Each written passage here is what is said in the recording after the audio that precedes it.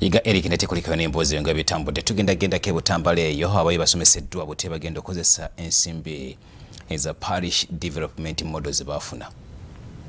Oluvannyuma lw'abanna Butambula abasoba mu 2000 okufuna ensimbi za parish development model, gavumenti eyungudde ekitongole kyayo ekya Enterprise Uganda okubabangula olw'ensimbi ze bafunye basobole okuzikozesa mu butuufu bwazo baganyulwemu. Ebyetaago okutuuka ku permanent certificate bye bino wammanga ng'era omukulu w'abadde atandise obibannyonnyola bibaddire.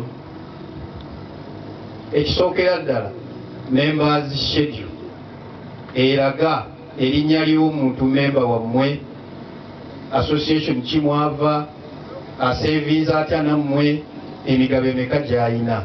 Guno omulundi gubadde gwakubiri nga babangula abantu bano era abaganyuddwamu bawadde obujulizi.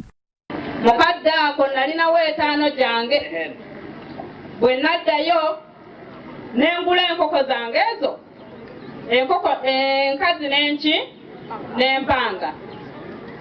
Enkazi n'ebiika amagi, yabiika amagi 13 gonna n'enjigawa n'egaalula. Okuvira ddala ku byalo manyi twajja tukolera mu association naye nkutegeeza nti mu Butambula tulina ebyalo 192.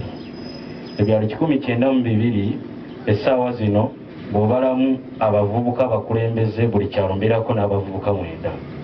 Bw'okubisaamu awo tujja kuba ndowooza 1728.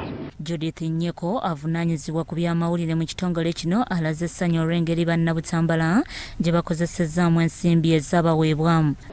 Butambula kye tusanze abantu banyiikivu kuba omukulu Ramadan Ngobi ava mu kitundu kino era nga abantu gyazaalwa naddala mu Ngendo be basinze n'okukola okukira zino sub counties endala naye ate sitegeeza nti ne bano